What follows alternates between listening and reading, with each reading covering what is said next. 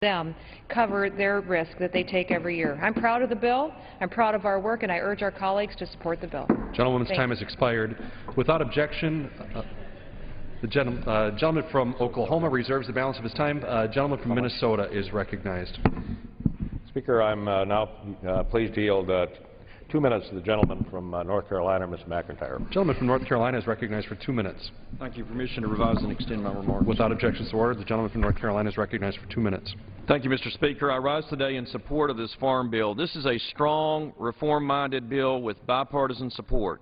It will grow our economy, create jobs, provide certainty, reduce our deficit, and save the American taxpayers $16 billion. The bill reforms the farm safety net, strengthening crop insurance and commodity programs.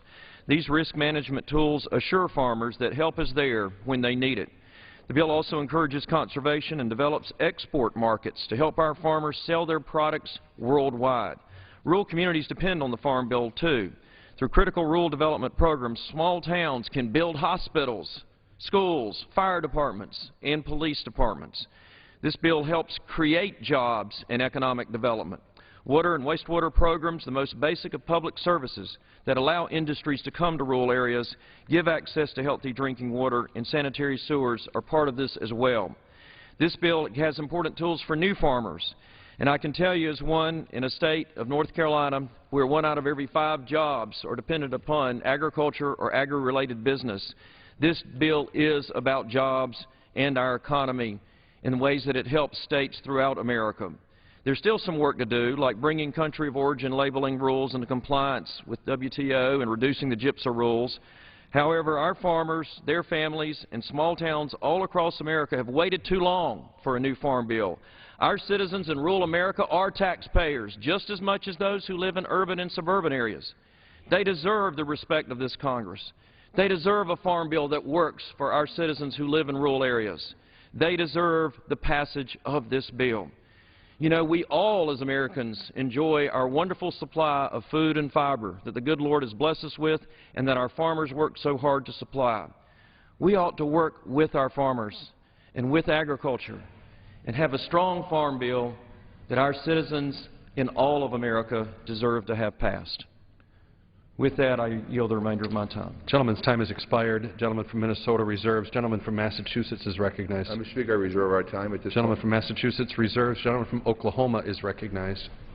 Mr. Speaker, I would now like to yield to another one of our outstanding subcommittee chairmen, the gentleman from Pennsylvania, Mr. Thompson, for 1 minute. Gentleman from Pennsylvania is recognized for 1 minute.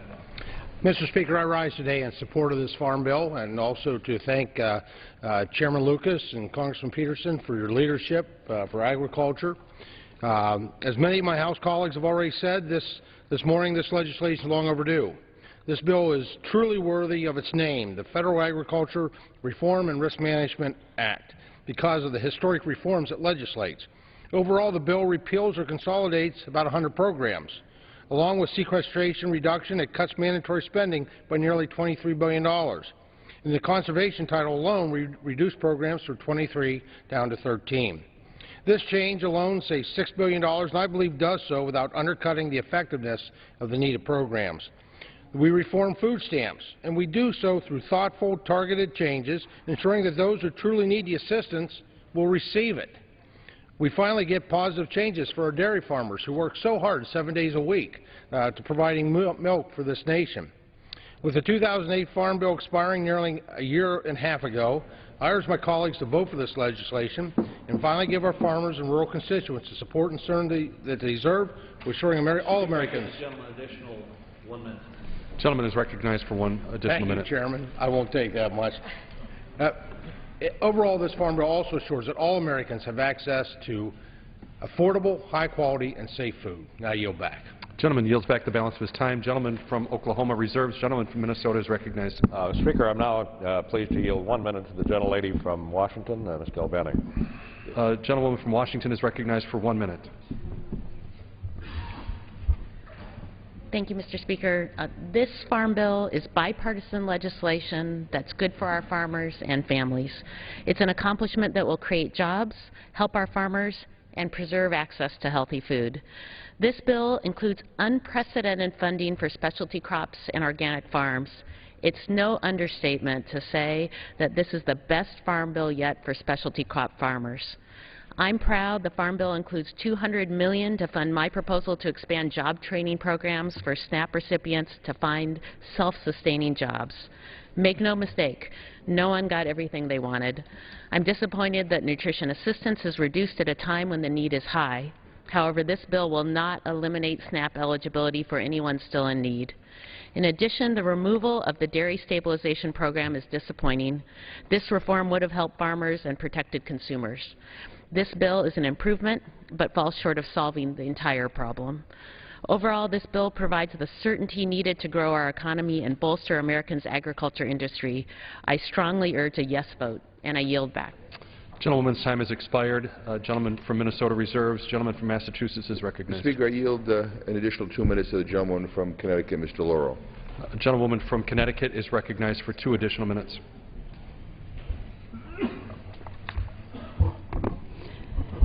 I thank the gentleman, and just wanted to reiterate one thing. Some may view that represent the state of Connecticut, 3rd Congressional District in Connecticut, and in fact, what do we know about farming? The fact is that we do. We have dairy farmers, have people with specialty crops, and included in my history in this great body, I served as chair of the Agriculture Subcommittee of Appropriations. Also served as the ranking member, and as I mentioned earlier, I had the opportunity to be part of the Conference Committee on the Farm Bill in 2008 and helped to negotiate the nutrition title. I would like to make 1 or 2 more points. Congressional Budget Office, this Farm Bill says that it's going to save $23 billion. They count savings from over a year ago. They talk about $16.6 billion. Congressional Budget Office says that even as we cut that $8.6 billion from the food stamp program, taking meals away from 1.7 million of the most vulnerable in our society, we are increasing spending on crop insurance by $5.7 billion in the Farm Bill. In case folks do not know, the fact of the matter is that Americans subsidize crop insurance. We pick up over 60% of the cost of the premiums on crop insurance. We pay 100% of the administrative costs in terms of crop insurance. We have 13 or 26 individuals who get at least $1 million in a crop insurance subsidy, and we can't find out who they are. And while the cut in food stamp benefits are going to be felt immediately across those 850,000 households, primarily made up of children, the elderly, disabled, and veterans, few, if any, of the Congressional Budget Office projected commodity program savings may ever be realized if crop prices continue to fall. This is reflected in that CBO score that the deficit would be increased this year with this bill. Only food stamps would be cut this year. Gentlewoman's time has expired. Vote against this bill. Gentlewoman's time has expired. Gentleman from Massachusetts reserves. Gentleman from Oklahoma is recognized. Thank you, Mr. Speaker. It is with the greatest of pleasure I turn now to the gentleman from Michigan, Mr. Benishek, who is so focused on these issues. I yield him 1.5 minutes. Gentleman from Michigan is recognized for 1.5 minutes. Thank you, Mr. Chairman. I'd like to thank the ranking member as well. These guys have put a lot of work into this bill over the years. I rise today in support of the Agriculture Act of 2014. This measure is important for farms and hardworking families in northern Michigan. Northern Michigan is home to a number of centennial family farms, meaning they have been in the family for over 100 years. Farms like the Bardenhagens in Sutton Bay, where they grow asparagus, apples, cherries, and potatoes. Take a short drive down the road and you'll find another centennial family farm at the Wagners in Grand. They grow corn, wheat, soybeans, and raise beef cattle for their neighbors. These family-owned operations are a vital and growing part of northern Michigan's economy, and it's been an honor to get to know them. These growers work hard to produce quality products like tart cherries, apples, and asparagus that feed northern Michigan and families around the world. This bill represents the hard work and input of stakeholders from northern Michigan and across the country. While not perfect, it reflects the needs of our rural agriculture economy that is vital to Michigan's 1st Congressional District. I urge my colleagues to support the passage of this bill and yield the remainder of my time. Gentleman from Michigan yields back the balance of his time. Gentleman from Oklahoma reserves. Gentleman from Minnesota is recognized. Mr. Speaker, I'm now pleased to yield 2 minutes to the gentleman from Georgia, Mr. Scott. Gentleman from Georgia is recognized for 2 minutes. Thank you very much, Chairman, Ranking Member. Agriculture, ladies and gentlemen, is the heart and soul of our nation. It provides the food we eat. It provides the clothes we wear. It provides the material to build our homes and our shelters. No committee is engaged in the entire crook and nannies of the fabric of this nation as the Agriculture Committee. This Farm Bill is a product of what makes America great. What makes America great is our democratic republic, the anchor of which is compromise. I want to commend Mr. Peterson, our ranking member, for his job. Mr. Lucas, the chairman of our committee, for his job. It's been 5 years that we've been on this. And I particularly want to thank Mr. Peterson, and it was a pleasure working with Mr. Peterson on an issue very dear to him, which is dairy, as we worked out the fabric of that. I commend our leadership on our committee. However, there is yet work to be done. Mr. Rosa from Connecticut was right. Mr. McGovern was right. Ladies and gentlemen of this committee, in this House, and in this nation, we've got a serious problem with hunger in this country. And it's not going away until we realize the gravity of it. Our veterans, our seniors, the most vulnerable. We must address this issue. My position on this bill is that I will vote for it. We have worked on it. Is it a perfect bill? No, it is not. Are we a perfect nation? No, we are not. But we are constantly striving for that. And we will get closer to this perfect position as we bring all Americans involved and let no American go hungry in this country. Gentleman's time I has urge expired. everyone to please vote for the bill. Gentleman's time has expired. Gentleman from Minnesota reserves. Gentleman from Massachusetts is recognized. Mr. Speaker, I'm delighted to yield 2 minutes to the gentleman from New York, Mr. Crowley. Gentleman from New York is recognized for 2 minutes. I thank my friend and colleague from Massachusetts for yielding me this time. This legislation is commonly referred to as the Farm Bill, but it's also a food bill. And on that note, it falls short. To be clear, this is miles ahead of where we started with what I consider a truly heartless Republican proposal.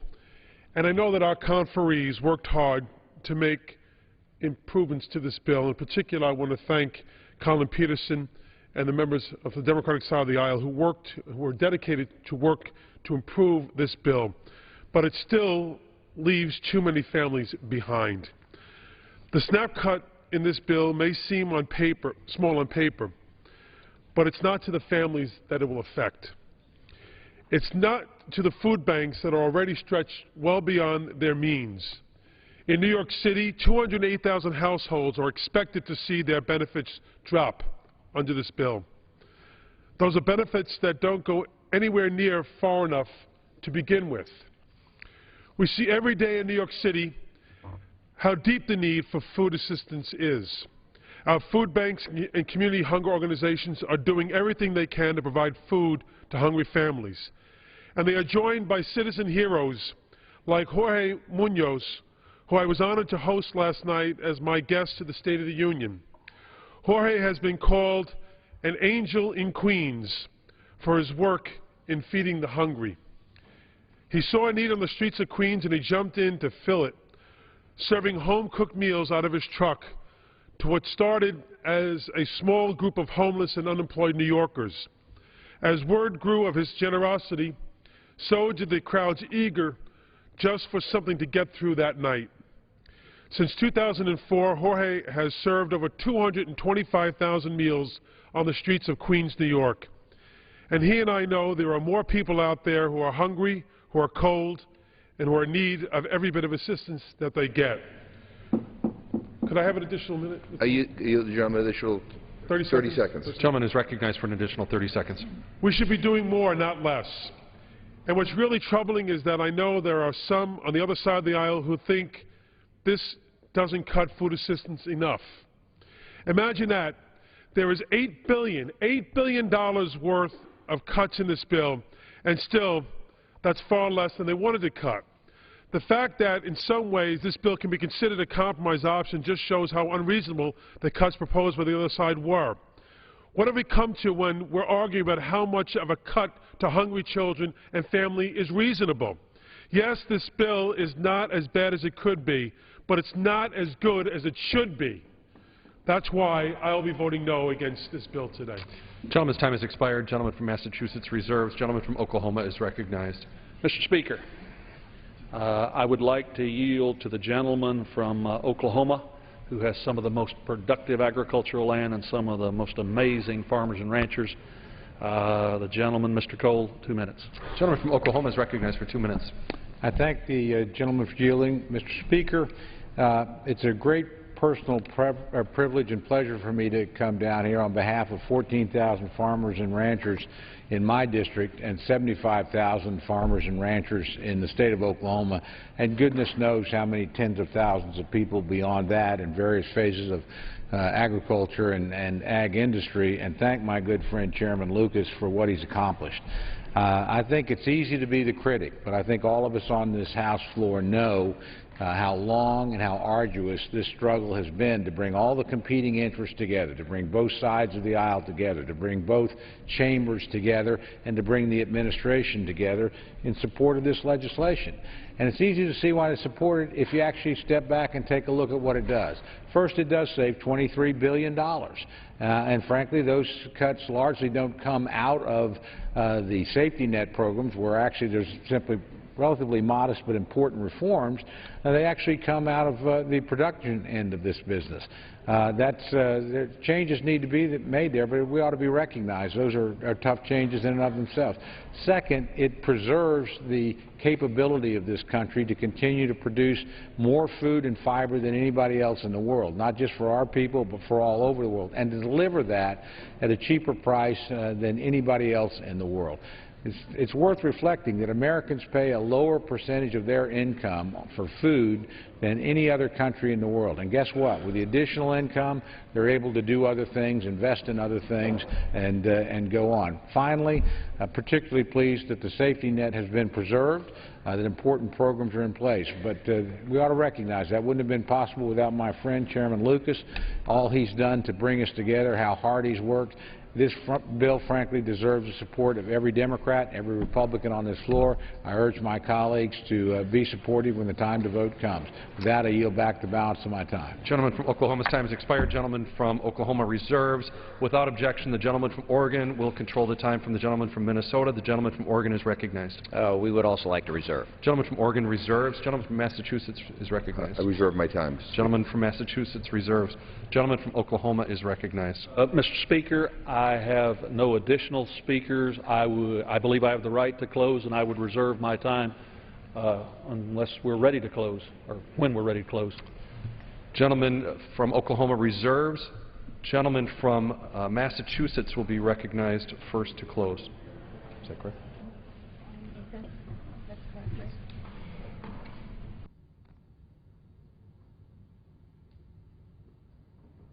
Mr. Speaker, I'm prepared to close if there are no other speakers, but my understanding is that Mr. Peterson may have one other speaker. Minnesota is recognized. Well, Speaker, we had one member that was that wanted to speak, and we're trying to ascertain his whereabouts at this point.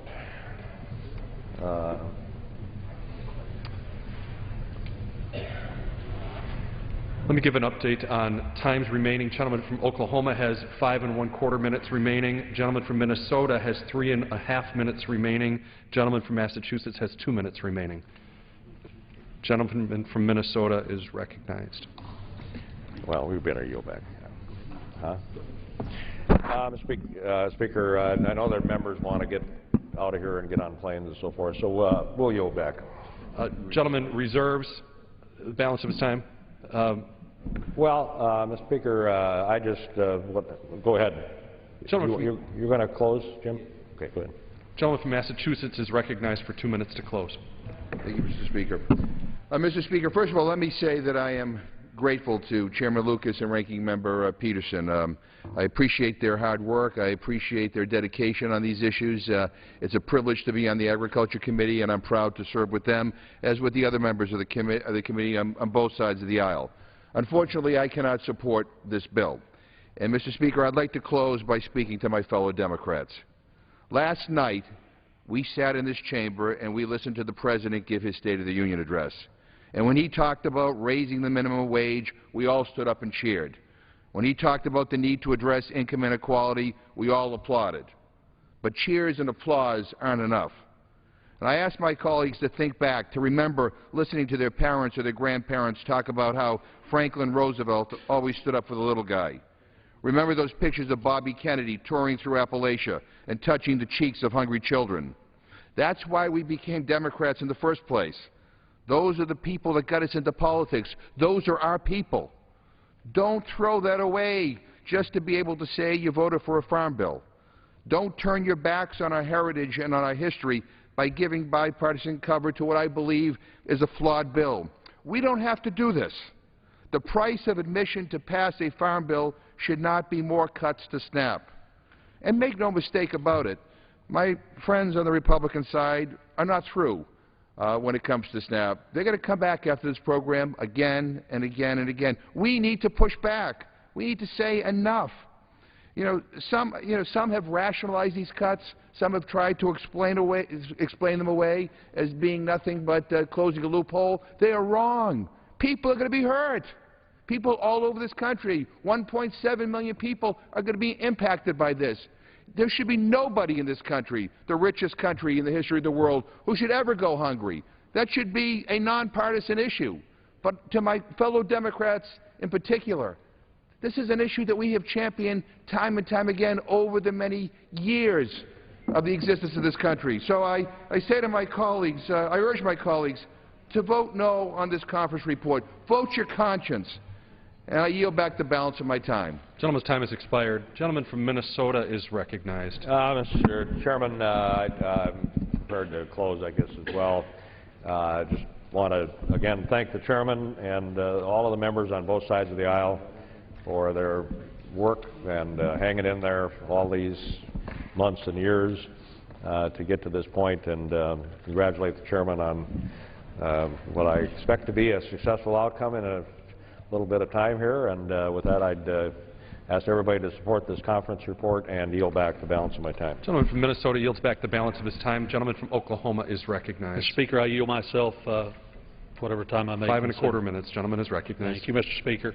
And first, I would also like to join my colleague in adding to the congressional record by unanimous consent a list of the majority staff members. I must say, in all fairness, while the cooperation among the members of the committee itself, the cooperation among House and Senate members was exemplary, I would also note the work of our staff. Those good men and women, R&D, House and Senate, over the course of these years cannot be underestimated or underappreciated. The hours, the spirit of comedy, the focus on accomplishing things, trying to do good policy, it just cannot be understated how important all those good folks have been. With that, Mr. Speaker, let me simply close by saying this. No one cares more about agricultural policy, farmers and ranchers, consumers, and everyone in the process that takes it from the seed to the plate or the bowl than I do. But I think in good faith I can say my colleague, Mr. Peterson, cares just as much as I do. The members of our committee care just as much as we do. This bill, done in what I would like to define as regular order, through the committee process and the floor and the conference may not have exactly everything my friends on the right would want or my friends on the left would want, but it represents making the process work, achieving consensus, putting into place policies that are better than what were there before to drive this effort forward. I know that we sincerely disagree on many things, and I know some of my friends don't sometimes act like they care about what happens out on the farm or the ranch. I know that's not the case. They do care. But I would simply say this: no matter how much money we spend on supplemental programs to make sure our fellow citizens have enough to eat, and that's important, never forget, if there's not a product on the shelf, if there's not meat in the case, if there's not vegetables or fruit available, it doesn't matter how much you subsidize. The food has to be there. And that's why I've said all along, a farm bill still has to have farm in it. This Agricultural Act of 2014 lives up to that. It makes a commitment to our fellow citizens who are in tough times. But it will also assure the food will be there. Don't take us down the path that many other countries have gone through in the last century, of people lined up at empty shelves, people hoarding particular ag products because it's available that day, because they'll trade it the next day when something might be available. Let's continue to do this miracle called American agriculture. And oh, by the way, depending on how you define miracles, in the environment we've worked together in, this farm bill might not be quite defined by most people as a miracle, but it's amazingly close. Mr. Speaker, let's pass the conference report. Let's complete our responsibilities. Let's show the rest of this place how it's supposed to be done. I yield back the balance of my time. Gentleman yields back the balance of his time. All time for debate has expired. Pursuant to House Resolution 465, the previous question is ordered. The question is on adoption of the conference report. Those in favor say aye. Aye. Those opposed say no. The ayes have it. The conference report is adopted. Mr. Speaker? The gentleman from Massachusetts is recognized. On that, I ask for the yeas and nays. The yeas and nays are requested. Those favoring a vote by the yeas and nays will rise. A sufficient number having risen, the yeas and nays are ordered. Members will record their votes by electronic device. Pursuant to Clause 8 of Rule 20, this 15-minute vote on adoption of the conference report will be followed by a 5-minute vote on approval of the journal if ordered. This is a 15-minute vote.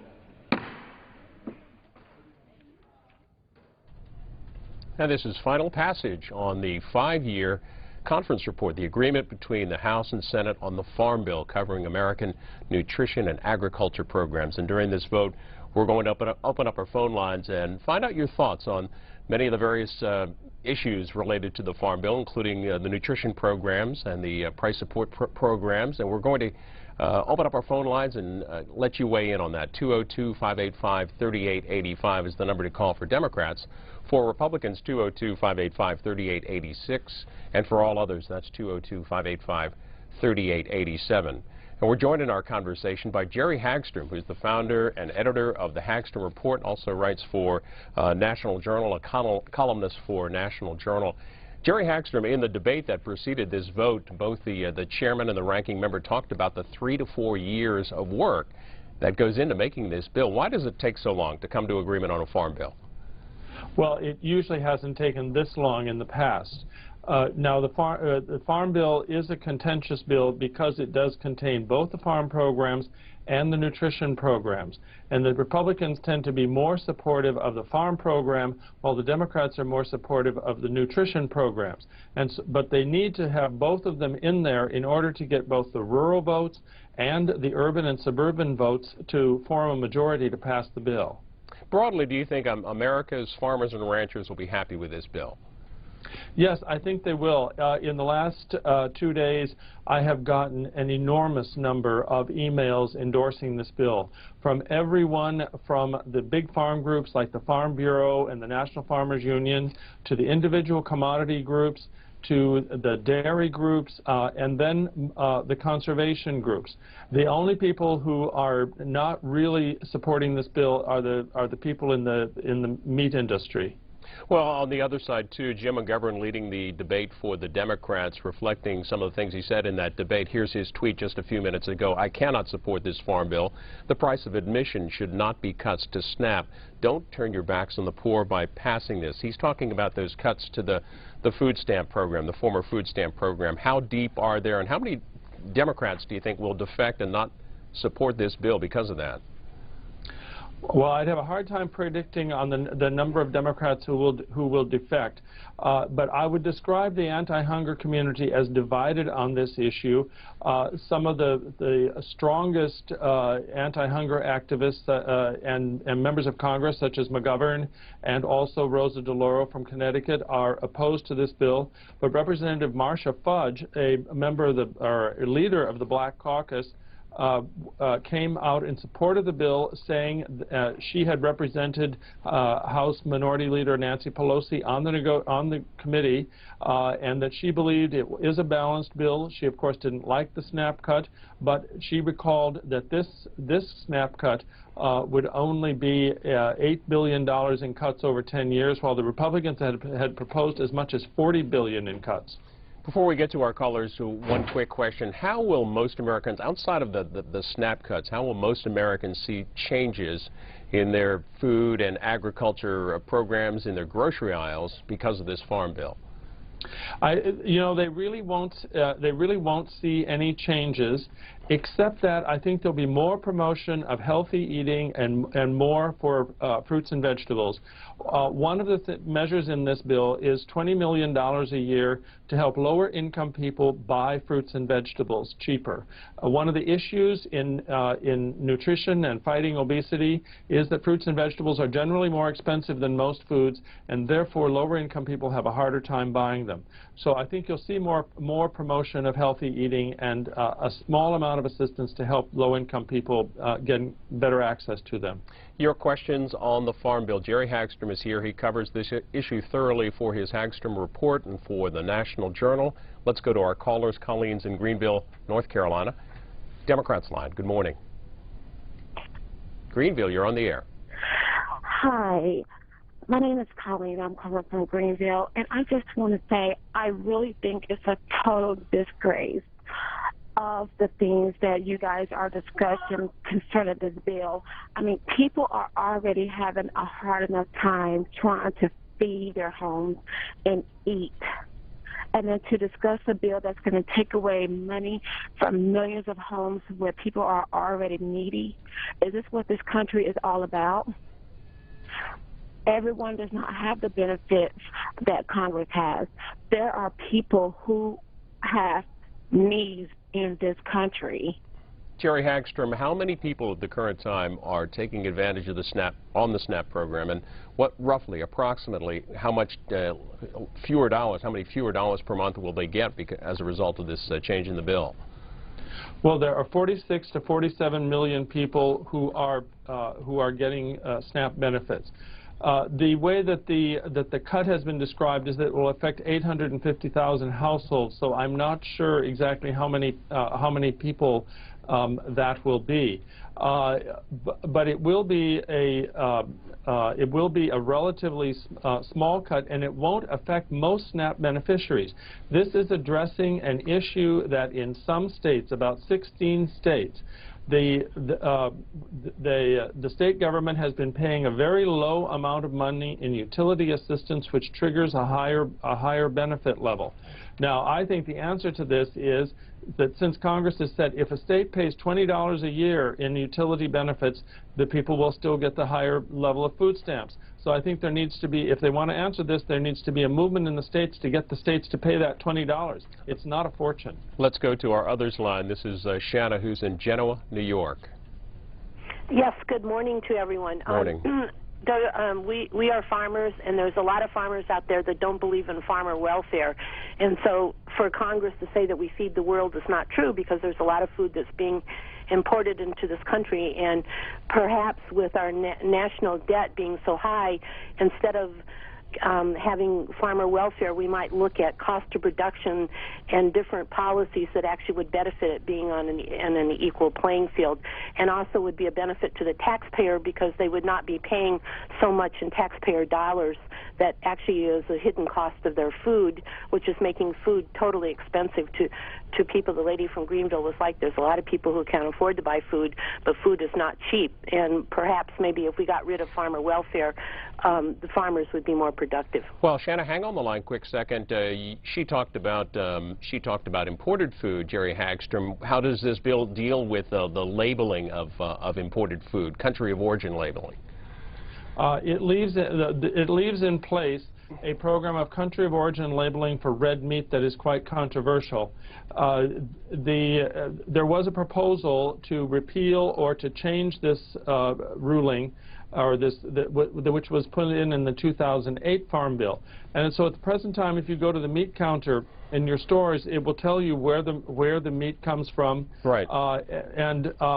But this is controversial because the Canadians want to be able to send their cattle basically to the United States for slaughter, and some of the slaughter plants say it's just too complicated to process these Canadian cattle when they are when we have to segregate the lines. The same thing with importing meat or importing cattle from Mexico. So this is an issue that is currently before the World Trade Organization. Whether the current system of labeling is considered WTO compliant is something that we should know within a few months. But it did not get addressed in this bill because it was too controversial. And Shanna, in New York, any of this imported food issue affect your business, your farm there in New York? Well, actually, we do produce beef, and but everyone knows where it comes from, and the beef population in the United States is the lowest it's been since 1949. So that would just show what is it that people are eating, and it does affect that people are concerned about the cost of their food and where it's coming from. So it does. So I'm a big proponent of it being labeled. There's a lot of local processors that are, able to process the beef and tell people where it comes from. And so that's just a crony capitalism sort of argument that it's too expensive. Then what will happen, you'll have independent processors that are Americans and independent beef producers. But the Americans should think, if our beef population is lower than it's been since 1949, what is the beef? Where is it coming from? Well, Shanna, we really appreciate your input. This is final passage on the Farm Bill, the conference report on the House floor. 15-minute vote. Our guest is Jerry Hagstrom. We go back to calls, and Peggy is in Rock Falls, Illinois, Democrats line.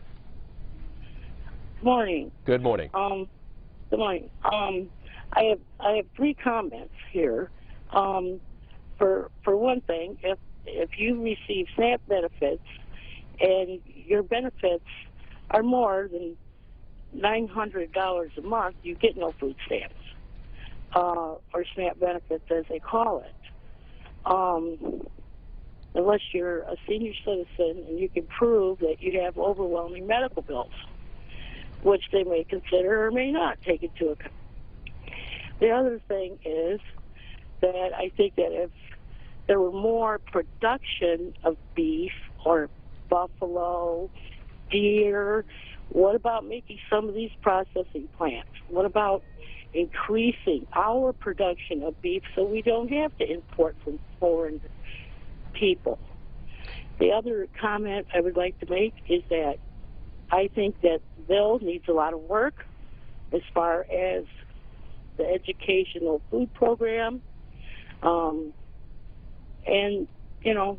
Let's look at the middleman here. All right, Peggy, lots for Jerry Hagstrom to think about. What did you hear there, Jerry?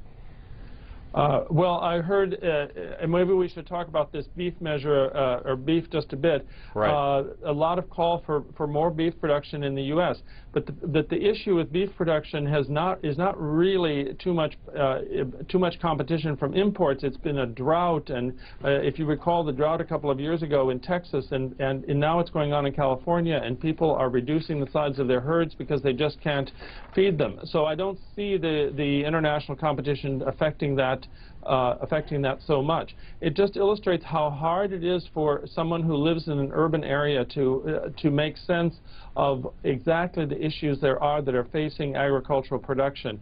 It's gotten much harder since people are now several generations from living on the farm, and I even find in my native North Dakota that people in Bismarck, the state capital, or in Fargo, the biggest city, don't know that much about agricultural production these days compared to what they would have known a generation ago. Jerry Hagstrom's also on Twitter, @Hagstrom Report. We're keeping our eye on the hashtag Farm Bill. In fact, a tweet here from Organic Trade talks about the organic part of the bill, thanks to Welch from Vermont, the congressman from Vermont, for stating, quote, "This Farm Bill puts organic farming on strong footing for the future." How does it do that, Jerry Hagstrom? Well, it provides more money for organic research and also for the organic program that certifies food. You know, you can go and see food that is labeled USDA certified organic. That is a proof that it really is organic. That program has only been in existence maybe about 10 or 15 years. And also they now keep track of the pricing for organics, which helps the farmers and the organic food industry know what fair prices are. It used to be very difficult in that industry to learn what pricing should be. And just another view on what seems to be bipartisan support of the Farm Bill. Jack Kingston of Tennessee in a tweet here says, "I oppose wasteful spending on crop insurance. SNAP is nearly 70% of this bill. We urge no on the Farm Bill." To Indiahoma, Oklahoma, we go to BL, who's in Oklahoma.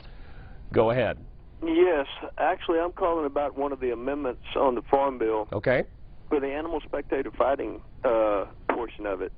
Understand that the gamecock farmers across America, they're simply farmers and ranchers that are trying to harvest their gamecocks the same way gamecocks have been harvested for more than 3,000 years. Now our government is going to send law enforcement officers out to point guns at people, rip families apart, and create situations where they may kill people using the excuse that the government's job is to defend chickens. This is lunacy. BL, hang on the line a quick second. Jerry Hagstrom, we haven't heard much about this issue. Do you know about the amendment BL mentioned? Yes, there is a provision in the bill that makes it a federal offense, if I've got it right, to bring a minor child to, I guess what's usually called a cockfighting or game bird fighting event. And it was put in the bill. I would say that this kind of measure these days has a great deal of popularity in Congress, and so I can see that the game bird aficionados, the people who raise them, don't like this at all, but I'm afraid that's the wave of the future. BL, and how long has this been a tradition in your area and in your family? Well, George Washington fought gamecocks on what is now the White House lawn. Would you send law enforcement officers out to create situations where you might have killed him? Well, we appreciate you calling in. Let's go to Elmira, New York, and Anthony on our others line. Yes. You're on the air, Anthony. Go ahead. Yes, my remark is towards the hemp that got taken out of the bill, basically, from going off and having farmers growing it to just having colleges and universities growing it. Exactly why did that happen? I mean, hemp has been around for thousands of years. It was looked at as going to be one of the greatest crops ever known to man here in the United States. Jerry Hagstrom, what happened to hemp in this bill? Okay, well, actually, hemp has advanced in the bill. It's illegal to grow hemp in the United States because of concerns that the plants could be confused with marijuana plants. And so there are people who want to grow industrial hemp because the products that we have in the United States that are made of hemp come from hemp that is grown in other countries.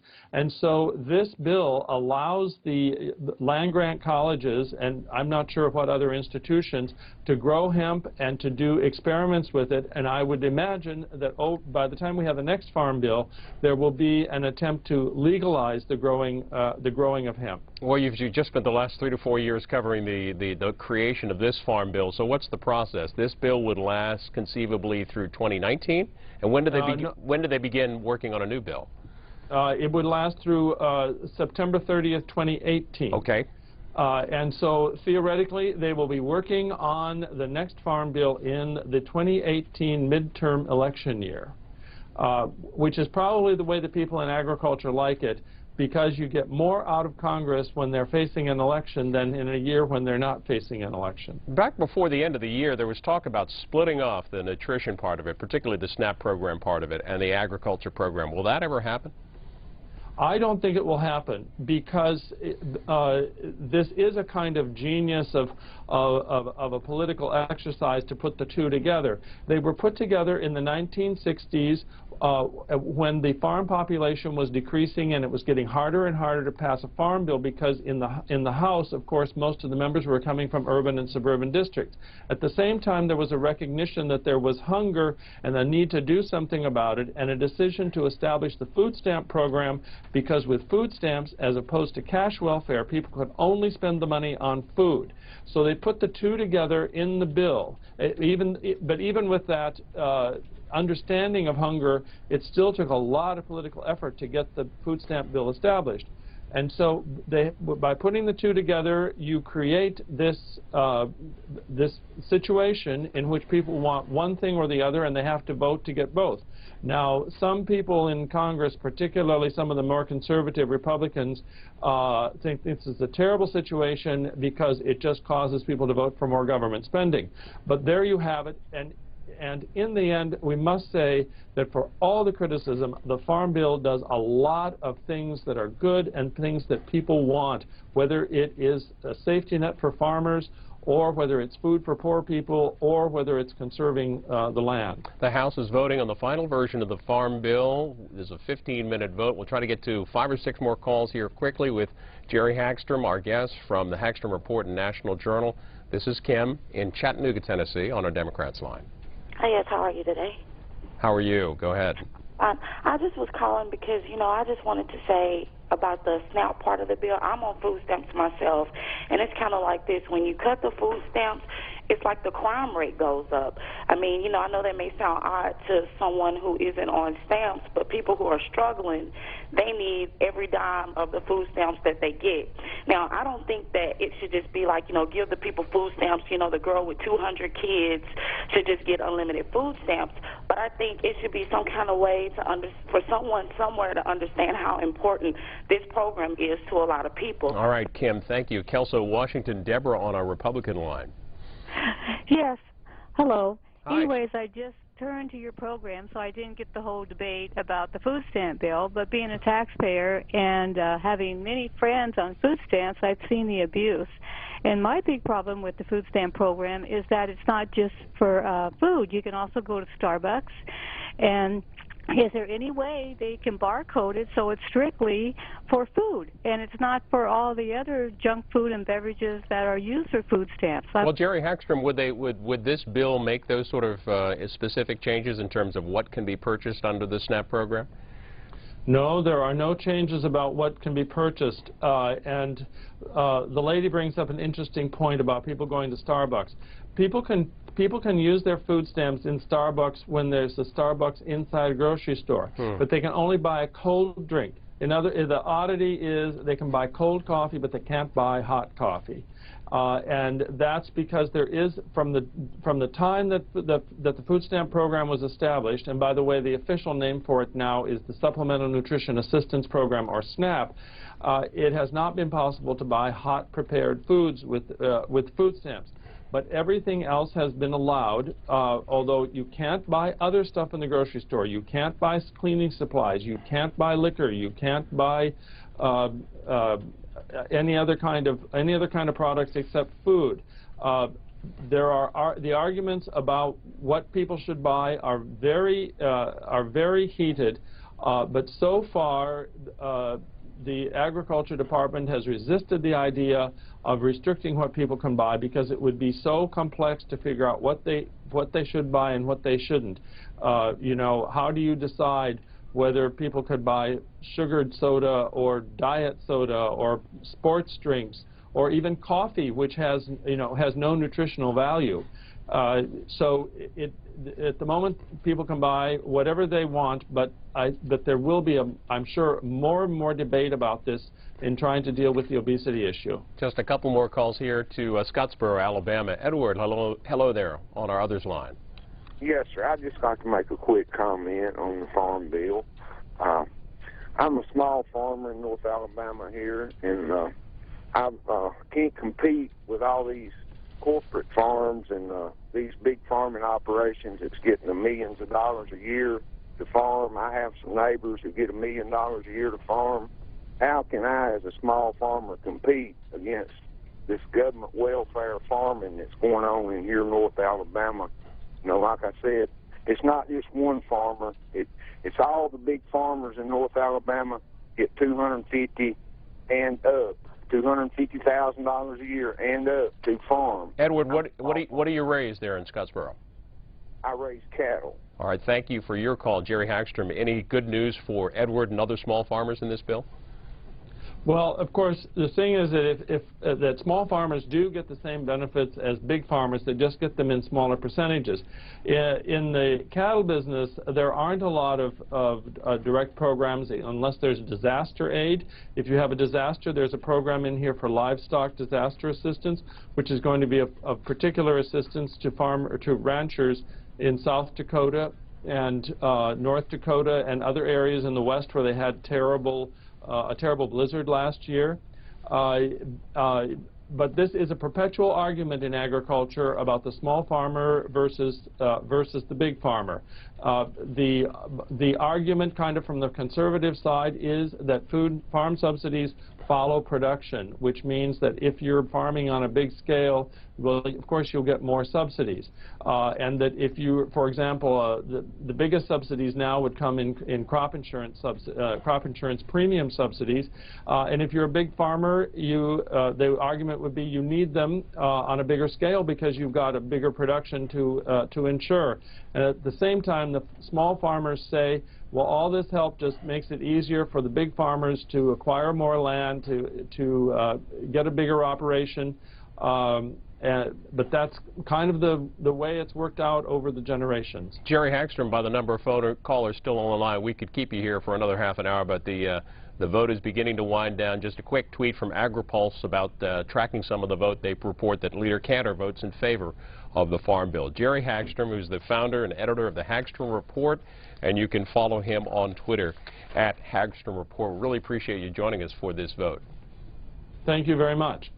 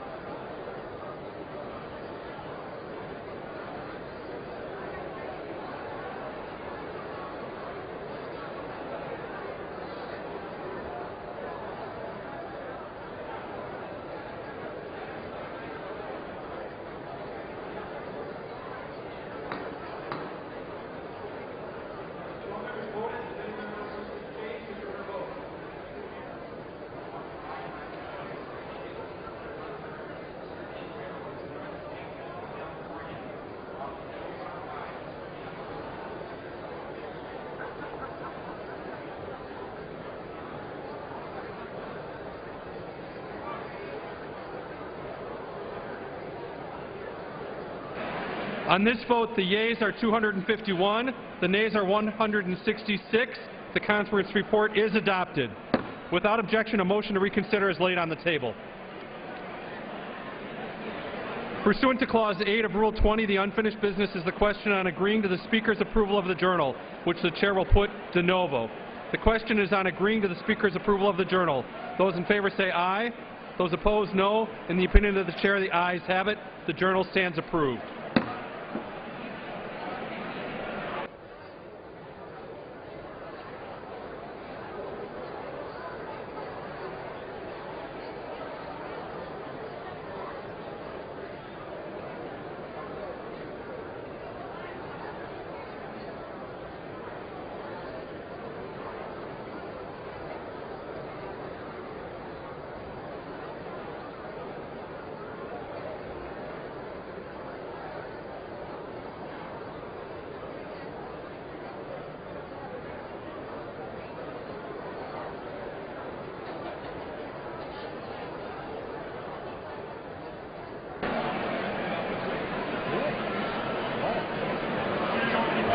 I'm good.